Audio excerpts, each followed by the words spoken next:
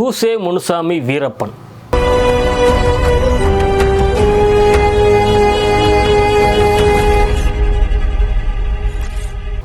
ஒரு திரைப்படம் அப்படின்னாலே அந்த திரைப்படத்துடைய கதை எப்படி இருந்தாலும் சரி, அதோடைய திரைக்கதை வந்து சுவாரஸ்யமாக அமைச்சிட்டோம் அப்படின்னா ஒரு மொக்க கதையை கூட ஒரு நல்ல திரைக்கதையினால் வெற்றி படமாக்கிட முடியும். அதே போல் ஒரு கதை நல்ல கதையாக அமைஞ்சு அதோடைய திரைக்கதை வந்து மொக்கையாக இருந்ததுன்னு வச்சுக்கோங்களேன், ஒரு நல்ல கதை கூட மொக்கையாக போகிறதுக்கு அதிகமான வாய்ப்புகள் இருக்குது. நம்மளால் பல திரைப்படங்களை பார்த்துருப்போம். ஆனால் என்ன பண்ணாலும் வெப்சீரிஸ்னாலே பொதுவாக அதில் வந்து தேவையில்லாத ஒரு இழுவையான காட்சிகளெல்லாம் இருக்கத்தான் போகுது. அந்த வெப்சீரிஸில் கூட அதுவும் ஒரு டாக்குமெண்ட்ரி வெப்சீரிஸை வந்து இவ்வளவு நேர்த்தியாக எங்கேயுமே சலிப்பு தட்டாமல் விறுவிறுப்பாக, இன்னும் சொல்ல போனால் சீட்டு நுனியில் உட்கார்ந்து பார்க்கக்கூடிய திரைப்படங்களை பார்க்கும்போது சொல்லுவாங்க பார்த்தீங்களா, அந்த மாதிரி ஒரு என்கேஜிங்காக வச்சக்கூடிய ஒரு வெப்சீரிஸ் தான் கூசே முனுசாமி வீரப்பன். போலீஸ் வந்து இந்த ஒரு படத்தை தான் எதுனாலும் கொடுப்பாங்க. இப்போ பார்த்தா காச நோய்க்காரமான இருக்கான் இவன். இந்த வெப்சீரிஸ் வந்து நான் 4 நாளைக்கு முன்னால் பார்த்தேன், 2 முறை பார்த்துட்டேன். இந்த வெப்சீரிஸ் வெளியாகி ரொம்ப நாட்கள் ஆச்சு. நான் பார்க்குறது 4 நாளைக்கு முன்னால் தான் பார்த்தேன். ஏன்னா பாசிட்டிவ் ரிவ்யூ நிறையா வந்தது. நான் பார்த்ததுக்கு தாமதமான காரணமே, பொதுவாக எனக்கு வெப்சீரிஸ் பார்க்குற பழக்கங்கள் கிடையாது, அதிகமாக வெப்சீரிஸ் பார்க்குறது கிடையாது. 1-2 பார்த்துருக்கேன்னா அந்த மணி ஹீஸ்ட் பார்த்துருக்கேன். அதுக்கப்புறம் தமிழில் வந்து இந்த தமன்னா நடித்த ஒரு வெப்சீரிஸ் நேம் கூட, இந்த பெயர் கூட நினைவில் இல்லை, மணி ஹீஸ்ட்டு, ஸ்குவட் கேமு, அப்படி ஒரு 2-3 வெப்சீரிஸ் தான் பார்த்துருக்கேன். இந்த கூசே முனுசாமி வீரப்பன் இதை வந்து இந்த டாக்குமெண்ட்ரி வெப்சீரிஸ்க்கு வந்து பாசிட்டிவ் ரிவ்யூ நிறையா வந்ததுனால சரி என்ன தான் இருக்குதுன்னு பார்க்கலாம் அப்படிங்கிறதுக்காக தான் பார்த்தேன். ஏன்னா பொதுவாகவே டாக்குமெண்ட்ரி அப்படின்னாலே யார் எடுக்கிறாங்களோ அவங்களுக்கு சாதகமாக சில விஷயங்களை சேர்த்திடுவாங்க. நெட்ஃப்ளிக்ஸில் அப்படி தான் ஒரு வீரப்பன் சம்மந்தமாக ஒரு வெப்சீரிஸ் வந்துச்சு. கிட்டத்தட்ட அதை வந்து பயங்கரமான ஃபேக்கான விஷயங்கள், பொதுமக்களுக்கு நடந்த அநீதிகளை பற்றியெல்லாம் பேசலை அப்படிங்கிற மாதிரி சொல்லப்பட்டுச்சு. ஆனால் இதில் வந்து எல்லாமே பேசியிருக்காங்க, இரு தரப்பையும், இன்னும் சொல்ல போனால் 3 தரப்பையுமே வச்சு பேசியிருக்காங்கன்னு தான் இந்த வெப்சீரிஸை பற்றி பாசிட்டிவாக ரிவ்யூ வந்துச்சு. சுட்டாரு காவல்துறை அதிகாரிகளும் சுட்டாராமா, நான் ஒத்துக்கிறேன். என் பொண்ணை நீ தொட்ட சுட்டாரு, அது தன்மானமிக்க எந்த மானத்தமிழனும் செய்வான். அதனால் பார்க்கலான்ட்டு பார்த்தேன். ஒரு வெப்சீரிஸ், ஒரு டாக்குமெண்ட்ரி வெப்சீரிஸு விறுவிறுப்பாக கொண்டு போயிட்டாங்க. இந்த காணொலியை அதே போல் விறுவிறுப்பாக கொண்டு போக முடியுமா அப்படின்னு யோசிக்கிறதுக்கு எனக்கு 4 நாள் ஆயிடுச்சு. எப்படி ஆரம்பிக்கலாம், எங்கே ஆரம்பித்து எதை கொண்டு போய் முடிக்கலாம், யாரை பற்றியெல்லாம் பேசணும் இதில் அப்படின்னா எல்லாத்த பற்றியுமே பேசணும்.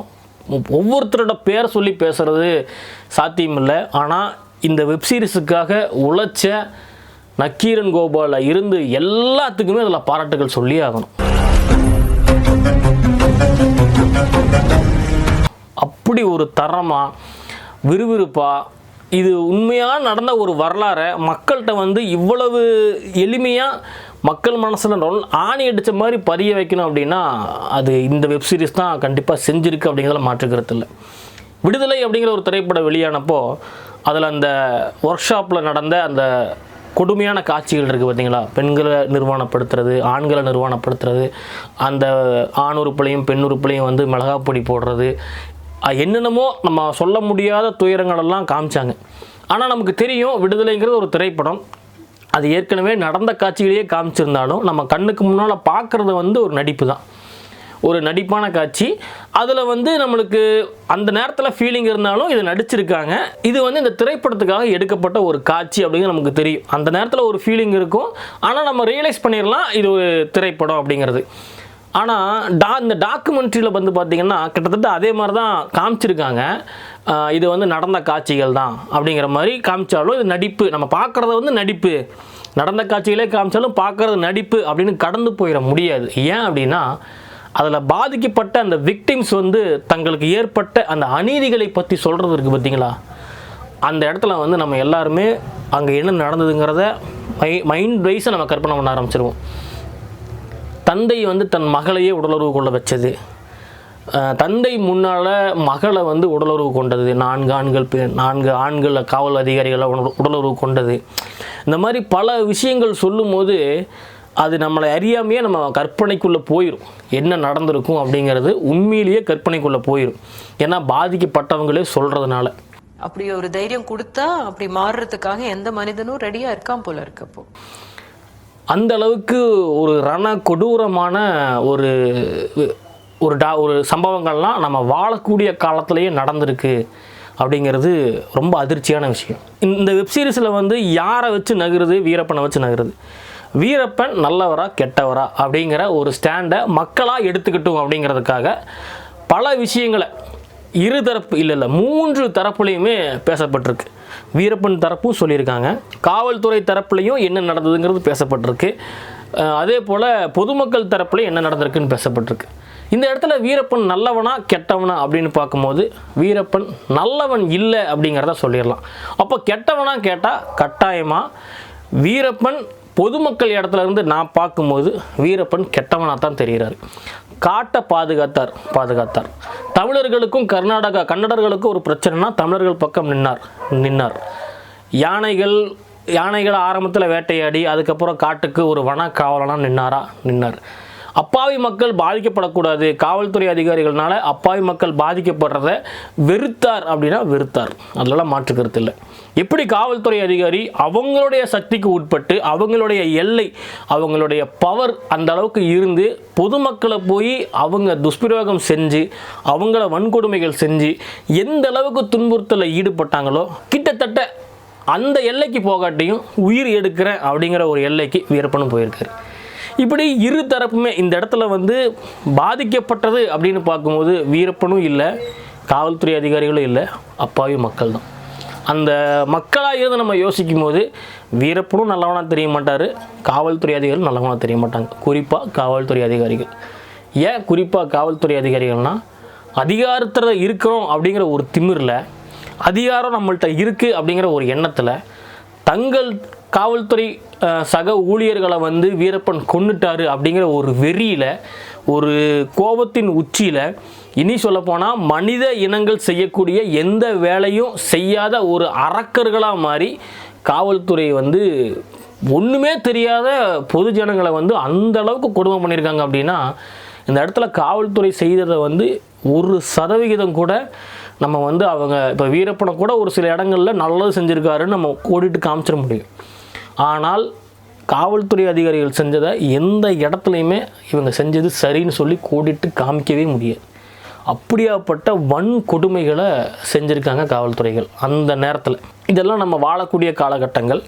இது மக்களுக்கு போய் சேரணும், வாச்சாத்தி வன்கொடுமை அப்படின்னா என்னன்னு மக்களுக்கு தெரியணும் அப்படின்னு எடுக்கப்பட்ட முயற்சி இருக்குது பாருங்கள், இதுக்கே பாராட்டுகள் தான். ஏன்னா இதுக்கு முன்னால் வரைக்கும் விடுதலை திரைப்படம் வந்தப்போ கூட அதனுடைய எடுக்கப்பட்ட அந்த காட்சிகள் வாச்சாத்தி கொடுமைகளை மையப்படுத்தி தான் எடுக்கப்பட்டது அப்படின்னு பல பேருக்கு புரிஞ்சிருந்தாலும் புரியாத மக்கள்லாம் எங்கேயோ எப்போ நடந்த சம்பவம் அல்லது இது வந்து ஒரு கற்பனை அப்படிங்கிற மாதிரியும் கடந்து போயிருப்பாங்க. ஆனால் இது வந்து ஒரு டாக்குமெண்ட்ரி அப்படிங்கும்போது நடந்த சம்பவத்தை பற்றி பேசுகிறாங்கும் போது எங்கே நடந்ததுன்னு மக்கள் தேட ஆரம்பிக்கும் போது இதெல்லாம் இந்த மாதிரி நடந்திருக்கு. அதுவும் நம்ம வாழக்கூடிய காலகட்டங்களே நடந்திருக்கு. சோஷியல் மீடியான்னு ஒன்று இல்லாத காலகட்டங்களாக நடந்திருக்கு. அப்படிங்கிறதெல்லாம் நம்ம யோசிக்கும் போது நம்மளும் மனிதர்கள் தானா அப்படிங்கிற ஒரு கேள்வி வரும். அதாவது உங்களுக்கு ஒரு கோபம் வந்துருச்சு அப்படின்னா நீங்கள் எந்த உச்சிக்கு வேணாலும் போவீங்க அப்படிங்கிற ஒரு எல்லையை, எந்த எல்லைக்கு வேணாலும் நீங்கள் போவீங்க அப்படிங்கிற ஒரு நிலைப்பாட்டை வந்து இந்த டாக்குமெண்ட்ரி காமிச்சிருக்கு. காவல்துறையாக இருந்தாலும் சரி, வீரப்பன் தரப்பாக இருந்தாலும் சரி இவங்க 2 பேருமே கோவப்பட்டாங்க, அப்போ மக்களுக்கெல்லாம் கோவம் வரலன்னு கேட்டால் அங்கே தான் நம்ம அந்த அப்பாவி மக்கள் அப்படிங்கிற இடத்துல நம்ம நிற்கிறோம். ஏன்னா அவங்களுக்கு எங்கேயுமே கோவம் வரல. எப்படி வீரப்பனார் அவருக்கு ஒரு கோவம் வந்து அவர் வந்து ஒரு பெரிய ஆயுதத்தை எடுத்து ஒரு படை திரட்டி தங்களுக்கான ஒரு ஆட்களை வச்சு அரசாங்கத்தை எதிர்த்து ஒரு வேலையை செஞ்சாரோ, காவல்துறை எப்படி வீரப்பனை பிடிக்கணும் அப்படிங்கிறதுக்காக அவங்களும் தங்களுக்கு ஏற்பட்ட உயிரிழப்புகளுக்காக கோவப்பட்டு ஒரு வேலையை செஞ்சு வீரப்பனை பிடிக்கிற வேட்டையில் வந்து மட்டும் அப்பாவி மக்களை கொண்டாங்களோ, அதே போல் தங்களுக்கும் பலியாயிருச்சு, தாங்களும் இழந்துட்டுருக்குறோம் அப்படிங்கிற ஒரு கோபத்தை அந்த அப்பாவி மக்கள் கையில் எடுக்காமல் இருந்தது அவங்களுடைய மன வலிமை வந்து அவ்வளவுதான் இருக்குது அப்படிங்கிறத புரிஞ்சிக்க முடியுது. அவங்களால அதாவது செயலாற்ற முடியல அப்படிங்கிறது தான் அந்த இடத்துல தெரியுது.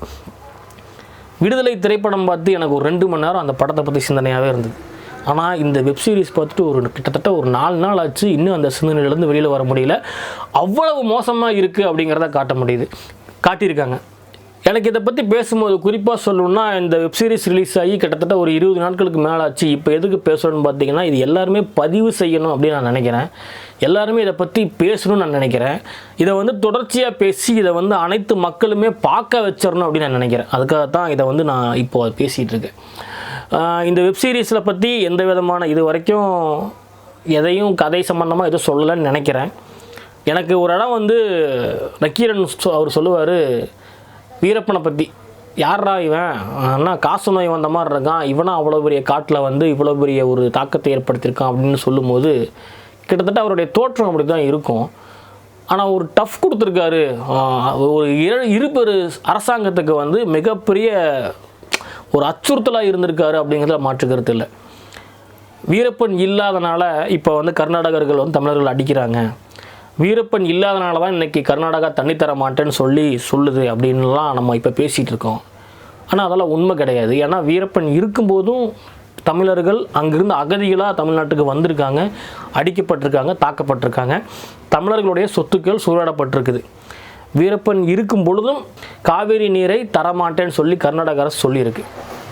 ஆனால் அப்போ இருந்த நிலவரத்துக்கும் இப்போ இருக்கிறதுக்கு என்ன பிரச்சனைனா, அப்போது தமிழர்களை நீங்கள் அடிச்சிங்க அப்படின்னா நாங்களும் திருப்பி அடிப்போம் அப்படின்னு ஒரு பவர் சோர்ஸு தமிழ்நாட்டுக்கு வீரப்பனாக இருந்தது. இப்போ அந்த சோர்ஸ் இல்லை. அதுதான் வித்தியாசம். கர்நாடகா அப்போ அத்துமீறும் போது வீரப்பன் அப்படிங்கிற ஒருத்தர் கர்நாடகாவுக்குள்ளேயே புகுந்து பிரபலங்களை கடத்திட்டு வர்றது, தாக்குதல் ஏற்படுத்துறது, காவல்துறை கர்நாடகா காவல்துறை ஒரு போலீஸ் ஸ்டேஷனையே வந்து தகர்க்கிறது, கொலை செய்து எல்லாத்தையுமே கொன்று தகர்த்து வேட்டையாடுறது, இந்த மாதிரி வேலைகளெல்லாம் அப்போ வீரப்பன் வந்து கர்நாடகா கவர்மெண்ட்டுக்கு ஒரு மிகப்பெரிய அச்சுறுத்தலாக இருந்தார். இப்போ வந்து அந்த அச்சுறுத்தல் கிடையாது. அதனால் கர்நாடக அரசு அதை வந்து அனுமதிக்குது அப்படிங்கிறத நம்ம புரிஞ்சிக்க முடியுது. சரி, இந்த கதையை வந்து நீங்கள்லாம் பார்த்துட்டிங்களா? இந்த வெப்சீரிஸை நீங்கள் பார்த்துட்டிங்களா? உங்களுடைய கருத்து என்னங்கிறத மறக்காமல் சொல்லுங்கள். எனக்கு ஒரு எண்ணம் இருக்குது, இது வந்து ஒரு 5 எபிசோடாக வந்திருக்குது. இனி சீசன்ஸ் 2 சீசன் 3 எல்லாம் வர்றதுக்கு வாய்ப்பு இருக்குதுன்னு நினைக்கிறேன். எத்தனை சீசன்னு தெரில. இந்த சீசனில் வந்து ஒவ்வொரு எபிசோடையும் எக்ஸ்பிளைன் பண்ணி போடணும்னு நான் நினைக்கிறேன். அது எந்த அளவுக்கு சாத்தியம்னு தெரில. உங்களுக்கு அதில் வந்து எக்ஸ்பிளைன் பண்ணி போடணும்னு தோணுச்சு அப்படின்னா மறக்காமல் கமெண்ட் பண்ணுங்கள். இது வந்து வீரப்பன் நல்லவனா கெட்டவனாங்கிறத விட அந்த சம்பவம் என்ன சொல்ல வருது, அவருடைய வாழ்க்கை வரலாறு உண்மை என்ன பேசுது, அவருக்காக யாரெல்லாம் பாதிக்கப்பட்டிருக்காங்க, அவரால் யாரெல்லாம் பலன் பெற்றிருக்காங்க அப்படிங்கிற பல விஷயங்களை வந்து இந்த டாக்குமெண்ட்ரி பேசுது. வீரப்பன் நல்லவனா கெட்டவனா, காவல்துறைகள் அன்னைக்கு செயல்பட்ட அந்த காவல்துறை அதிகாரிகள் நல்லவர்களா கெட்டவர்களா, பொதுமக்கள் அந்த அளவுக்கு பாதிக்கப்பட்டிருக்காங்க, அவங்களுடைய இன்றைய நிலைமை இன்றைய சூழல் என்ன அப்படின்னு பல கேள்விகளை இன்றைக்கி அந்த வெப்சீரிஸ் வந்து நம்மளுக்குள்ளே வச்சுருக்குன்னு நினைக்கிறேன். இன்னும் அங்கே இருந்த அந்த வன்கொடுமைகளை செய்த காவல்துறை அதிகாரிகள் பல பேர் உயிரோட அந்த பதவியிலையும் இருக்கிறாங்க அப்படிங்கிறது மிகப்பெரிய ஒரு கேவலமான விஷயமா நான் பார்க்குறேன். நீங்கள் எப்படி பார்க்குறீங்க அப்படிங்கிறத மறக்காமல் சொல்லுங்கள். என்னை பொறுத்த வரைக்கும் இந்த டாக்குமெண்ட்ரி சீரிஸ் வீரப்பனுடைய வரலாறு தெரியாத பல பேருக்கு வீரப்பன் எப்படி இருந்தார், அவருக்காக யாரெல்லாம் கஷ்டப்பட்டிருக்காங்க அப்படிங்கிறத தெளிவாக காட்டுன்னு நினைக்கிறேன். எனக்கு நல்ல நினைவு இருக்குது, அவர் இருக்கிற காலகட்டங்களில் சத்தியமங்கலம் பகுதிக்கு எங்கேயாவது ட்ராவல் பண்ணும்போது நம்ம யோசிப்போம், இங்கெல்லாம் எங்கேயாவது வீரப்பனார் இருப்பார்ல அப்படிங்கிற மாதிரிலாம் யோசிச்சிருக்கோம். ஆனால் நான் கோயம்புத்தூரில் இருக்கிறனால சத்தியமங்கலம் பகுதிக்கெல்லாம் அதிகமாக சுற்றுப்பயணம் மேற்கொண்டிருக்கேன். அப்படி யோசிச்சிருக்கோம். அது எங்கே இருப்பாங்க எப்படி இருப்பாங்க நமக்கு தெரியாது. ஆனால் இன்றைக்கி வந்து அந்த மாதிரி அது அப்போ வந்து அது ஒரு பயமாகவோ அச்சுறுத்தலாகவோ இருந்தாலும் இன்றைக்கி வந்து அவர் ஒருத்தர் இருந்திருந்தார் அப்படின்னா கர்நாடக அரசு தமிழ்நாடு அரசு காவிரி நீரை எப்படி காவிரி இஷ்யூவை எப்படி ஹேண்டில் பண்ணியிருப்பாங்க. இனி பல பிரச்சனைகள், இந்த இயற்கை வளங்களெல்லாம் சூறையாடப்படுது பார்த்திங்களா, இப்போ காடுகளை அழிக்கிறது, மலைகளை குடையிறது, இதெல்லாம் வந்து அரசாங்கம் செய்யுமா அப்படிங்கிறது.